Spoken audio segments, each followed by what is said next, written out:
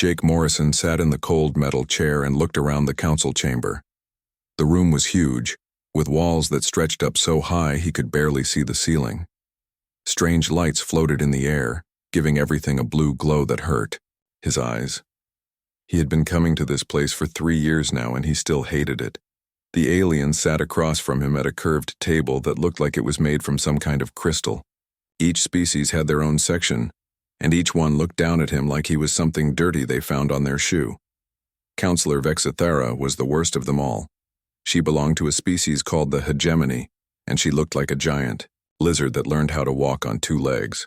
Her scales were dark green and her yellow eyes never blinked. When she spoke, her voice sounded like rocks grinding together. Next to her sat the Zephyrian representative. The Zephyrians looked like living crystals, all sharp angles and bright colors. When they moved, they made tiny ringing sounds like wind chimes. Jake thought they were pretty to look at, but they were just as mean as the lizard woman. The collective's representative was the strangest of all. It looked like a person, but Jake knew it was really hundreds of small creatures working together, inside a human-shaped suit. Sometimes he could see them moving under the fake skin, which made his stomach turn. Finally, there was the ethereal. Jake could barely see it at all. It looked like smoke shaped like a person, floating a few inches above its chair. It never spoke out loud, just sent its thoughts directly into everyone's head. Jake hated that most of all. Lieutenant Casey Rodriguez sat next to him, taking notes on her tablet. She was young, maybe 25, with short black hair and sharp, brown eyes. Jake trusted her more than anyone else on his team. She had been with him through all the worst meetings, and she never complained. "So," Vexithera said, her voice filling the huge room, "the humans want to dig for metals in the outer rim. How amusing." The other council members made sounds that Jake guessed were supposed to be laughter. The Zephyrian chimed like broken glass. The collective's representative made a buzzing noise, and the ethereal just filled Jake's head with something that felt like cold fingers running down his spine. "We have studied your proposal," Vexithera continued, "and we have decided that humans are not ready for such responsibility. The outer rim contains valuable resources that require careful management. Your species is too young, too violent, and too stupid to be trusted with such important work." Jake felt his hands tighten into fists under the table. Casey noticed and put her hand on his arm, trying to calm him down. But Jake had heard enough. For 3 years he had sat in this chair and listened to these creatures insult his species. They called humans primitive, violent, and worthless. They gave humanity the scraps from their table and acted like they were being generous. They made rules that only applied to humans, and they changed those rules whenever they felt like it. The worst part was that they needed humans. Human workers built their space stations. Human scientists solved problems that had puzzled alien minds for centuries. Human soldiers fought in their wars and died for their causes. But the Council never admitted this. They pretended that humans were lucky to be allowed in their presence. "Your species has been part of galactic society for only 50 years, the Zephyrian added, its voice ringing like bells. "The rest of us have been here for thousands of years. You must learn patience." "Patience," Jake said quietly. It was the first word he had spoken in the meeting. "Yes," Vexithera said, showing her sharp teeth in what might have been a smile. "Patience. Perhaps in another 100 years, when your people have learned to behave properly, we might consider giving you small mining rights in less important systems." The collective's representative nodded. "The humans show promise," it said in a voice that sounded like 1,000 people talking at once. "But they are like children who have just learned to walk. They need guidance from their elders." The ethereals. Thoughts drifted into Jake's mind like cold fog. "They are amusing pets," it seemed to say. "Useful for simple tasks, but not ready for real responsibility." Jake stood up. The sound of his chair scraping against the floor echoed through the chamber. All 4 alien representatives looked at him with surprise. "Ambassador Morrison," Vexithera said, "we have not finished discussing your proposal." "Yes, you have," Jake said. He reached into his briefcase and pulled out a thick folder. Inside were copies of every trade agreement, every treaty, and every contract that bound humanity to the Galactic Council. He set the folder on the table and looked each alien in the eye. For 3 years, I have sat in this chair and listened. To you insult my species, you call us children, pets, and primitives. You give us the jobs you don't want to do, and then you act like you're doing us a favor. You make rules for us that you don't follow yourselves, and you change those rules whenever it suits you. Casey stood up next to him. She understood what was happening. You need us, Jake continued. Your space stations would fall apart without human engineers. Your computers would crash without human programmers. Your ships would rust in space without human mechanics. But you will never admit it because admitting it would mean treating us as equals. Vexithara's eyes narrowed. What are you saying, human? Jake picked up the folder and tore it in half. The sound was sharp and final in the quiet chamber. Pieces of paper scattered across the crystal table like snow. I'm saying that humanity is done, Jake said. Done with your insults, done with your rules, and done with your council. As of right now, the Terran Federation withdraws from all negotiations and treaties with the Galactic Council. We will handle our own affairs from now on. The chamber erupted in chaos. Vexithara roared. The Zephyrian's chimes became a harsh screech. The collective's representative buzzed like an angry beehive, and the ethereal filled everyone's head with static that felt like ice picks. Jake ignored them all. He gathered his remaining papers, nodded to Casey, and walked toward the door. His footsteps echoed through the chamber as the aliens shouted behind him. You cannot do this, Vexithara screamed. You need us. You are nothing without the council. Jake stopped at the door and looked back one last time. We'll see about that, he said, and walked out. Casey followed him, and the door sealed shut behind them, cutting off the alien voices. They walked through the long hallways of Nexus Station in silence, past confused alien workers in security, guards who didn't know what to do. When they reached their ship, Jake finally spoke. Contact Earth, he said. Tell them it's done. Tell them to begin protocol exodus. Casey nodded and headed for the communications room. Jake stood in the airlock and looked back at Nexus Station one last time. Somewhere behind those walls, the Galactic Council was probably still arguing about what had just happened. They would figure it out soon enough. The news reached Earth in less than 6 hours. President Lisa Harper was eating breakfast in the White House when her aide knocked on the door. She knew from his face that something big had happened. It's done, Madam President, he said quietly. Ambassador Morrison delivered the message. We're out. Lisa set down her coffee cup and nodded. She had been waiting for this call for months. Everyone knew the negotiations were going nowhere. The aliens treated humans like dogs begging for scraps, and Jake Morrison was not the kind of man to keep begging forever. Get me Defense Secretary Clark and Dr. Park, she said. Emergency meeting in 10 minutes. Within an hour, the most important people in the human government were sitting around a table in a secure room deep under the White House. Defense Secretary Ryan Clark was a big man with gray hair and tired eyes. He had been planning for this day since he took the job. Dr. Helen Park was small and thin with quick hands that never stopped moving. She was the smartest person Lisa had ever met. How long do we have? Lisa asked. The aliens will try to contact our colonies first, Ryan said. When that doesn't work, they'll probably send ships to check on us. I'd say we have maybe 12 hours before they realize this is serious. Our people are already moving, Dr. Park added. Every human ship in alien space got the signal at the same time. They're following Protocol Exodus exactly. Mining stations are going dark, trade ships are changing course, and our colonies in disputed areas are packing up. Lisa had helped write Protocol Exodus 2 years ago, when it became clear that the aliens would never treat humans fairly. It was a plan to pull every human asset out of alien-controlled space in less than 24 hours. She had hoped they would never need to use it. What about the economics, she asked. Dr. Park smiled for the first time since the meeting started. That's the beautiful part. They need us more than we need them. Human-made products make up about 30% of the galactic economy. We process most of their rare metals, we build their computers, and we maintain most of their space stations. When we disappear, their whole system falls apart. On Nexus Station, the Galactic Council was learning this lesson the hard way.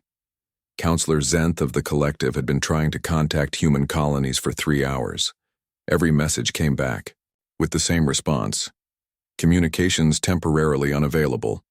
Trade Representative Quindal of the Zephyrians was having an even worse day. The crystal creature had discovered that every human cargo ship in their database had simply vanished. Ships that should have been delivering medical supplies to Zephyrian colonies were gone. Transports carrying processed metals to hegemony worlds had disappeared. Even the small vessels that carried food between alien planets had changed course and were heading toward human space.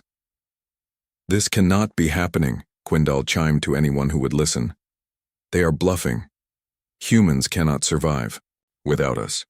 But the evidence was piling up. Every human business in alien space had closed.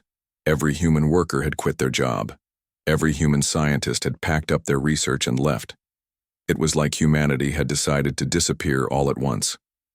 Admiral Ben Torres was making sure that disappearance went smoothly. He commanded the Terran Defense Fleet from his flagship, the UFS Independence. The ship was 3 kilometers long and packed with the best weapons and shields that human science could build.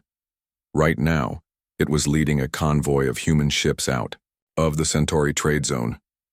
"Status report," Ben said to his communications officer. "All ships are accounted for, sir. We've got 57 cargo vessels, 23 passenger transports, and 12 mining platforms. The alien patrols are following us, but they're keeping their distance." Ben nodded. The aliens were confused, not angry. Not yet. They still thought this was some kind of negotiating trick. They would figure out the truth soon enough. "Sir," his tactical officer said, "we're getting a message from the alien patrol leader. He wants to know why we're leaving." "Tell him we're going home," Ben said. Nothing more. The convoy reached the edge of human space 6 hours later. Behind them, the Centauri trade zone was already falling apart. Without human workers, the space stations couldn't function. Without human ships, cargo was piling up in storage bays. Without human technicians, computers were crashing, and life support systems were failing. Similar scenes were playing out across the galaxy. On the mining world of Kepler 442b, human workers had packed up the equipment they had built and left behind empty tunnels. The aliens who owned the planet suddenly realized they had no idea how to extract the metals they sold to other worlds. In the Vega system, a massive space station that built starships for the hegemony went silent. The human engineers who ran the place had taken the blueprints and the manufacturing equipment with them. Without humans, the aliens couldn't even understand how their own machines worked. Dr. Emma Walsh was one of the last humans to leave alien space. She had been working on a research station in the Rigel Nebula, trying to develop new medicines with alien scientists. The work was important, and she had made friends among the crystal-like Zephyrians. But when the signal came, she packed her research and left like everyone else. The alien scientists begged her to stay. They offered her more money, better equipment, even her own laboratory. But Emma knew the truth that they didn't want to admit. Without human creativity and human problem-solving skills, their research would stop moving forward. "I'm sorry," she told her Zephyrian colleague, a being called Chime of Stars. "I really did enjoy working with you, but my people have made their choice." "This is madness," Chime of Stars rang sadly. "Your species will destroy themselves in isolation." Emma shook her head as she sealed her research containers. "We were never isolated. You isolated us. You put us in the corner and told us to be grateful for whatever scraps you threw our way. Now you'll learn what it's like to work without us." Back on Earth, President Harper was getting reports from around the galaxy. Every human asset was either already home or on its way. The withdrawal was going better than anyone had hoped. "The aliens are starting to panic," Dr. Park reported. "We're seeing emergency meetings on every major world. Trade routes are shutting down because they don't have enough ships. Manufacturing is stopping because they don't have the raw materials we used to provide." Defense Secretary Clark looked worried. "They'll try to force us back, probably with their military." "Let them try," Lisa said. "They have no idea what we've been building while they weren't paying attention." That was the secret that the aliens had missed. While they treated humans like primitive children, human scientists and engineers had been working day and night to improve their technology. Every insult, Every dismissive comment, every refusal to treat humanity as an equal had motivated them to work harder. The aliens thought humans were dependent on them. Soon they would learn the truth. Humanity had been preparing for independence for years. They had new weapons, new ships, and new technologies that the aliens had never seen. Captain Danny Mitchell was already seeing the results. He commanded a patrol ship on the new human border, where desperate alien vessels were trying to enter human space. His orders were simple: turn them away. Human vessel, came a transmission from a hegemony cargo ship. We request permission to dock at New Houston Station. We have medical supplies that your people need. Danny almost laughed. New Houston Station had been producing its own medical supplies for 2 years. Request denied, he replied. Human space is closed to alien vessels. Please, the alien captain begged. Our colony is dying without the medicines you used to make for us. We will pay any price. The price is respect, Danny said, and cut the transmission. Similar scenes were happening at every human world. Alien ships arrived expecting to trade like nothing had changed, only to find the borders closed and the humans unwilling to negotiate. After 50 years of being treated like children, humanity had decided to grow up on their own. The message was spreading across the galaxy. The humans were serious. This wasn't a negotiating trick or a temporary protest. They really were leaving. And without them, the galactic economy was starting to collapse. In the council chamber on Nexus Station, the 4 representatives sat in emergency session. For the first time in centuries, they didn't know what to do. How could this happen? Vexthara hissed. They are primitives. They cannot survive without our guidance. Apparently they can, the collective's representative buzzed. And we cannot survive without their labor. The ethereal's thoughts drifted through the chamber like cold wind. We have made an error in judgment, it admitted. The humans were never as dependent on us as we believed. Quindal chimed mournfully. What do we do now? None of them had an answer. For the first time in galactic history, the Galactic Council was facing a crisis they couldn't solve with threats or force. The humans had simply walked away and the entire galaxy was falling apart without them. Outside the station, human ships continued their journey home, leaving chaos in their wake. 3 months had passed since humanity walked away from the Galactic Council, and the universe was falling apart. Dr. Emma Walsh stood on the observation deck of her new research station, watching alien ships drift past in the distance. The station orbited a small planet in human space, far from the chaos that was spreading across the galaxy. Through the massive windows, she could see the lights of human colonies on the planet below, peaceful and bright. But beyond the edge of human space, things were very different. Emma's computer chimed with another message from her old colleague, Chime of Stars. The Zephyrian had been sending desperate communications for weeks, begging her to return to their shared research project. The latest message was shorter than usual, and Emma could hear the desperation in the translated text. Emma, please reconsider. Our medical research has stopped completely. We cannot synthesize the compounds without your knowledge of human chemistry. Thousands of our people are sick, and we cannot help them. I know your people are angry, but innocent beings are suffering. Emma stared at the message for a long time before deleting it. She felt bad for Chime of Stars, who had always treated her with respect. But one decent alien couldn't make up for 50 years of systematic humiliation. The truth was that the aliens had built their entire civilization around human labor and ingenuity. They just hadn't wanted to admit it. On the hegemony homeworld, factories that had run for centuries were shutting down one by one. The lizard-like aliens had always used human workers to maintain their complex machinery. Without those workers, the machines broke down and couldn't be fixed. The hegemony's engineers were smart, but they had never learned how the human-built systems actually worked. General Krath stood in the command center of the hegemony's largest military base and watched his war machine crumble. Half of his ships couldn't fly because they needed quantum crystals that only humans knew how to process properly. His weapon systems were failing because the maintenance computers had been programmed by human technicians who were now gone. How Long before we lose complete military capability? He asked his aide. At current rates of breakdown, 6 more months, came the reply. Maybe less. Krath's tail lashed with anger.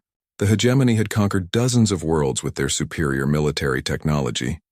Now that technology was useless without the humans who had built and maintained it. The collective was having different problems, but they were just as serious. The hive-minded species had always relied on human creativity to solve problems that their shared consciousness couldn't handle.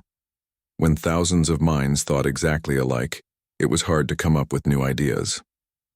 Humans thought differently than anyone else in the galaxy, and their strange, chaotic minds could see solutions that escaped even the wisest alien philosophers. Now, faced with the economic collapse, the collective found itself unable to adapt. Their perfect unity, which had always been their strength, became their weakness. They could all see the same problems, but none of them could think of new solutions. Node Prime 7, the collective's most important representative, sent a message to every human colony it could find. The message was simple. We were wrong. We need your help. Name your price. The humans didn't reply. Even the ancient ethereals were struggling. These beings had been around for thousands of years, and they thought they had seen everything the universe could offer. They had always viewed humans as amusing children, useful for simple tasks but not worthy of real respect. Now they were discovering that those simple tasks were the foundation of galactic civilization. Without human workers, their meditation chambers couldn't maintain the perfect environmental conditions needed for ethereal thought. Without human programmers, their computers couldn't run the complex calculations that supported their philosophy. Without human engineers, their floating cities were literally falling out of the sky. The ethereal known as Whisper of Eternity tried to contact Earth directly, sending its thoughts across space to reach President Harper. We acknowledge our error, the message said. Your species has proven more capable than we realized. We are willing to negotiate new terms. President Harper felt the alien thoughts touch her mind and immediately activated the mental shields that human scientists had developed years ago. Sorry, she said aloud to the empty room. We're not taking calls right now. Captain Danny Mitchell was getting tired of turning away alien ships. Every day brought more desperate visitors to the human border. Some tried to trade, others tried to beg, and a few even tried to threaten. All of them got the same answer. Go away. Today's visitor was different, though. It was a small, unarmed ship carrying refugees from a mining colony that had collapsed when the human workers left. The aliens inside were sick, hungry, and dying. Please, the ship's captain transmitted. We just need medical supplies. Our children are starving. Danny felt his resolve weaken. These weren't the arrogant council members who had insulted his species for decades. These were ordinary people who were suffering because their leaders had made terrible choices. But his orders were clear. Human space was closed to aliens, period. No exceptions. I'm sorry, he said into his microphone. I cannot help you. Contact your own government. Our government is gone, came the desperate reply. The whole system collapsed when your people left. We have nowhere else to go. Danny cut the transmission and watched the alien ship drift away. He hated what he had to do, but he understood why it was necessary. If humans started helping individual aliens, the council would see it as weakness. They would think that humanity could be bullied into coming back. The economic collapse was spreading faster than anyone had expected. Entire star systems that had depended on human-managed trade routes were now cut off from the rest of the galaxy. Colonies that had relied on human-manufactured goods were running out of basic supplies. Even the richest alien worlds were starting to feel the shortage. On Nexus Station, the Galactic Council was holding emergency meetings every day. The 4 representatives looked older and more tired with each passing week. The crystal walls of the chamber, which had once seemed so impressive, now felt like the walls of a prison. The situation is becoming critical, Vexathera admitted. The proud hegemony counselor had lost weight, and her scales had turned a sickly gray color. Our Military production is down 80%. Our colonies are requesting emergency aid that we cannot provide. Quindle's crystalline body had developed cracks that ran from top to bottom. Our trade networks have collapsed completely. The Zephyrian chimed sadly. We are seeing the first alien wars in 3 centuries, as species fight over the remaining resources. The collective's representative was twitching constantly, a sign that the hive mind was arguing with itself. We calculate a complete societal breakdown within 8 months, it buzzed, unless the humans return. The ethereal's smoke-like form had become so thin that it was barely visible. We must face the truth, it whispered into their minds. We were never the superior species. We were parasites, feeding off human innovation while telling ourselves we were their betters. For a long moment, the chamber was silent. Then Vexithara asked the question that none of them wanted to face. What do we do? The answer came from an unexpected source. A small communication screen lit up in the center of the chamber, showing the face of a human woman. She had short gray hair and kind eyes, but her expression was hard as stone. My name is Sophie Turner, she said. I'm the new Secretary of Interstellar Affairs for the Terran Federation. I believe you wanted to talk. The 4 council members stared at the screen in shock. They had been trying to contact humanity for months, but every message had been ignored. Now suddenly the humans were calling them. Yes, Vexithara stammered. We need to discuss the current crisis. Sophie's expression didn't change. There is no crisis, she said calmly. There is only the natural result of your own actions. For 50 years you treated my species like servants. You took our labor, our creativity and our innovations, and you gave us nothing but insults in return. Now you're discovering what the galaxy looks like without us. People are dying, Quindle chimed desperately. Innocent beings who had nothing to do with the council's decisions. People were dying before, Sophie replied. Human miners who worked in dangerous conditions because you wouldn't give them proper safety equipment. Human soldiers who died in your wars while you sat safely in your council chambers. Human children who grew up thinking they were inferior, because that's what your schools taught them. You just didn't care about those deaths because they weren't your people. The ethereal tried to send calming thoughts into the conversation, but they bounced off Sophie's mental shields. We are willing to negotiate, it said. Perhaps we can find a solution that benefits everyone. Sophie laughed, but there was no humor in it. Now you want to negotiate. After 3 months of economic collapse, you're finally ready to treat us as equals. How generous of you. What do you want? Vexithara asked bluntly. Justice, Sophie said. Full recognition of human sovereignty. Equal representation in any future council. Reparations for 50 years of stolen resources and unpaid labor. And a formal apology from every species that participated in our oppression. The council members looked at each other in dismay. 6 months after humanity's withdrawal, the Galactic Council made the worst decision in its history. Fleet Commander Hexran stood on the bridge of his flagship, the hegemony dreadnought Eternal Dominion. Around him, the largest military fleet ever assembled was preparing for battle. Ships from all 4 council species floated in formation. Hegemony warships with their dark metal hulls and weapon arrays. Zephyrian crystal vessels that gleamed like jewels, collective bioships that looked like giant insects, and the ghostly ethereal craft that seemed to flicker in and out of existence. All ships report ready, his communications officer announced. The joint fleet is awaiting your orders. Hexran nodded grimly. He was a soldier, not a politician, and he didn't like this plan. But his orders were clear. Force the humans back to the negotiating table by attacking one of their border colonies. The council believed that one quick victory would show humanity that resistance was futile. Hexaron wasn't so sure. The humans had been suspiciously quiet for 6 months. Too quiet. Their target was New Austin, a mining colony on the edge of human space. Intelligence reports said it had maybe 50,000 people and light defenses. It should have been an easy victory, a demonstration of alien power that would bring the humans crawling back to the council. The fleet jumped to hyperspace, carrying 12,000 ships and the hopes of a dying galactic order. On New Austin, Commander Patricia Kane watched the alien fleet appear on her sensors and smiled. She was a small woman with red hair and scars on her hands from years of working with machinery. She had been expecting this attack for months. "All ships, this is Commander Kane," she said into her communicator. "The aliens are here, you know what to do." Around New Austin, space seemed empty except for the mining platforms and cargo ships that belonged to the colony. But appearances could be deceiving.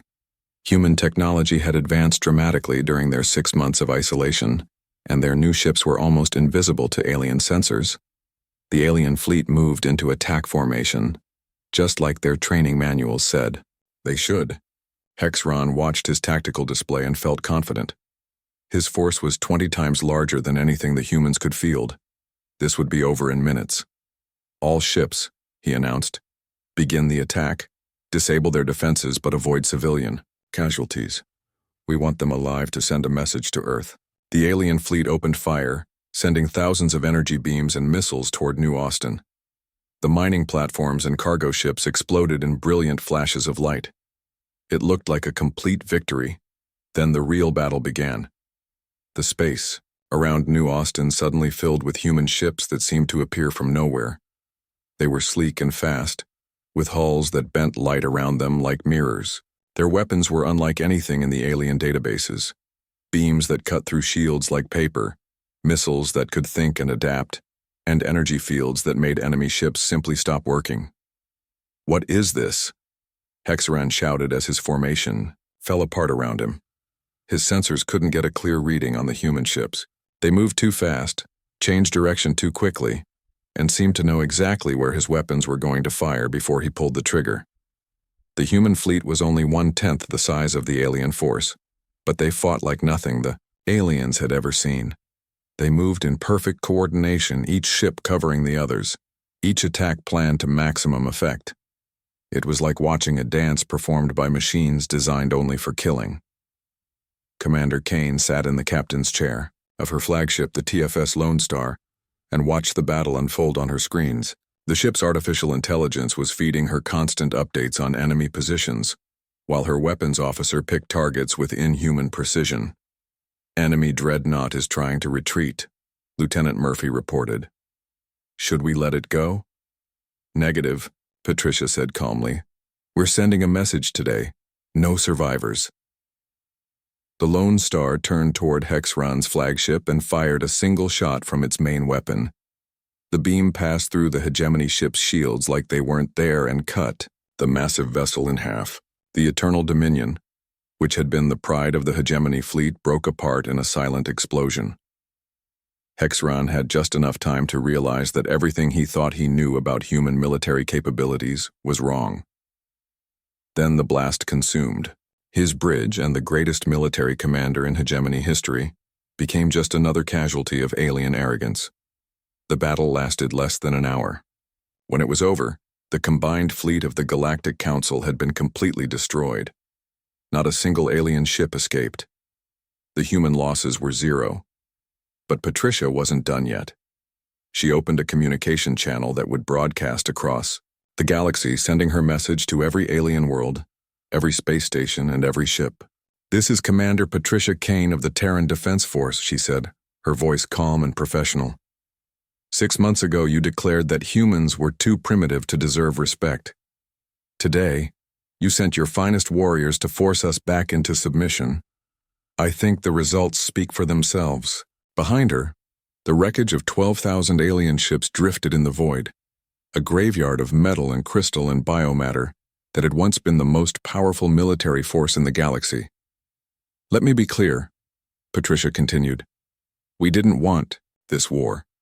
We tried to solve our differences through negotiation and compromise. You chose violence. This is what violence looks like when you pick a fight with humanity." She paused, letting that sink in across the galaxy. "To the people of the Council species, your leaders have failed you. They started a war they cannot win, and now they will drag your entire civilizations down with them unless you find new leaders. We offer you one chance to surrender. Send representatives to discuss terms, and we might be willing to show mercy." The transmission ended, leaving the galaxy in stunned silence. On Earth, director Kevin Ross stood in the control room of humanity's most secret project. Around him, technicians worked at consoles that monitored a network of devices scattered across human space. Each device was a wormhole generator, capable of creating instant travel paths between any 2 points in the galaxy. "The network is complete," his chief engineer reported. "All human colonies are now connected. Travel time between our most distant settlements is down to minutes instead of months." Kevin nodded with satisfaction. While the aliens had been arguing and dying, humans had been building the infrastructure of a truly independent civilization. They no longer needed alien trade routes, alien technology, or alien permission to do anything. Humanity had become a completely self-sufficient civilization overnight. "What's the status of Project Looking Glass?" he asked. "Phase 1 is complete," came the reply. "Our scout ships have mapped every alien military installation within 50 light years. Phase 2 can begin whenever you give the order." Kevin smiled. Project Looking Glass was humanity's ultimate insurance policy. If the aliens wanted a war, they would get one unlike anything they could imagine. Human ships could now appear anywhere, in the galaxy without warning, strike at any target they chose, and disappear before the enemy could respond. The age of alien dominance was over. The age of humanity had begun. News of the battle spread across the galaxy at the speed of light, carried by automated message drones and emergency broadcasts. On every alien world, the reaction was the same: shock, disbelief, and growing terror. The Zephyrian Council of Harmonics met in emergency session, their crystal bodies ringing with fear. The most powerful military force their species had ever contributed to was gone, destroyed in less than an hour by a human fleet 1/10 its size. "How is this possible?" Chime of Stars asked. "Our intelligence report said the humans had primitive technology." "Our intelligence was wrong," replied another counselor. "The humans have been hiding their true capabilities for decades, maybe centuries. While we treated them as servants, they were preparing for war." On the collective's homeworld, millions of minds struggled to process what had happened. The hive consciousness had always believed that their perfect unity made them superior to chaotic human thinking. Now they were learning that chaos could be a strength, not a weakness. Node Prime 7 spoke for all of them when it transmitted a single message to every human world: "We surrender." The ethereal High Council gathered in their ancient chambers, their smoke-like forms barely visible in the dim light. For thousands of years they had considered themselves the wisest species in the galaxy. Now they faced the humbling truth that their wisdom had been built on illusion. "We underestimated them," Whisper of Eternity admitted. "Not just their technology, but their nature. We thought they were like us, seeking dominance and control. We never considered that they might simply want to be left alone." But it was on the hegemony homeworld that the reaction was strongest. General Krath had lost his entire command structure in the battle. The ships, the crews, the officers he had spent his life building were all gone. The hegemony military, which had conquered half the galaxy, no longer existed. "We have to negotiate," his aide said. "We have no choice." Krath's tail thrashed with frustrated anger. "Negotiate with what? They destroyed our entire fleet. We have nothing left to bargain with." That was the truth that every alien species was beginning to understand. The humans didn't need anything from them anymore. 1 year after humanity's withdrawal from the Galactic Council, Councillor Vexithera stood outside the United Nations building in Geneva, Switzerland. The proud hegemony representative who had once dismissed humans as barely evolved primates was now waiting in line like a common supplicant, hoping for an audience with the species she had spent decades insulting. The irony was not lost on her. The building where she waited was old by human standards, built centuries before first contact with alien species. It represented everything the Galactic Council had dismissed about humanity: their primitive architecture, their chaotic democratic processes, and their stubborn insistence on treating all species as equals. Now it was the most important building in the galaxy. Councillor Vexithera, a young human woman, approached her. She was dressed in a simple blue uniform and carried herself with the quiet confidence that Vexithera had learned to associate with human authority. Secretary Turner will see you now." Vexithara followed the woman through hallways lined with portraits of human leaders and historic documents. She paused at one display showing something called the Universal Declaration of Human Rights, written centuries before humans had even left their own planet. The words spoke of equality, dignity, and the rights of all thinking beings to live, free from oppression.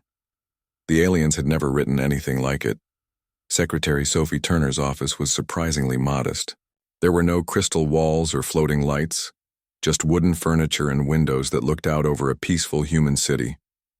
Sophie herself sat behind a simple desk, reading reports on a tablet computer. She looked up as Vexithara entered, and her expression was polite but cold. "Counselor," Sophie said, gesturing to a chair across from her desk. "Please sit. I understand you have something to discuss." Vexithara had practiced this speech 100 times, but now that the moment had arrived, the words stuck in her throat. "How did you apologize for 50 years of systematic oppression? How did you ask forgiveness from people you had treated as slaves?" "The hegemony wishes to formally surrender," she finally said. "Our military is gone, our economy has collapsed, and our people are starving. We need your help." Sophie set down her tablet and studied the alien across from her. Vexithara looked nothing like the arrogant creature who had dismissed humanity's mining proposal a year ago. Her scales were dull and patchy, her posture showed defeat, and her eyes held a desperation that the old counselor would never have allowed others to see. "Your people are suffering," Sophie acknowledged. "Our intelligence reports confirm that. The question is, what are you willing to do about it?" "Anything," Vexithara said quickly. "The hegemony accepts all of your terms, full recognition of human sovereignty, equal representation in whatever new government you create, reparations for our past crimes. We just need food shipments and medical supplies to keep our people alive."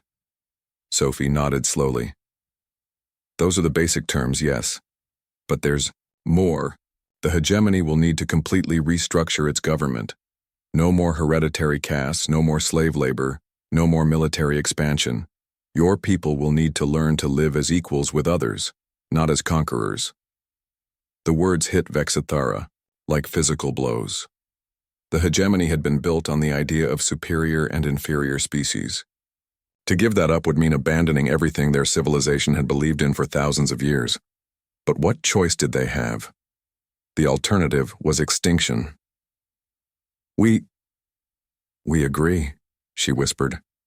"Good," Sophie said, making a note on her tablet. "You're the third species to accept our terms this week. The Zephyrians agreed yesterday, and the collective sent their surrender 2 days ago." "What about the ethereals?" Vexithara asked. Sophie's expression darkened slightly. "The ethereals are more difficult. They seem to believe that their ancient wisdom entitles them to special treatment. They're still trying to negotiate as if they have something we want." In truth, the ethereals were learning the hardest lesson of all. For millennia, they had floated above the concerns of younger species, convinced that their age and experience made them naturally superior. They had never imagined that those primitive humans might develop beyond the need for their guidance.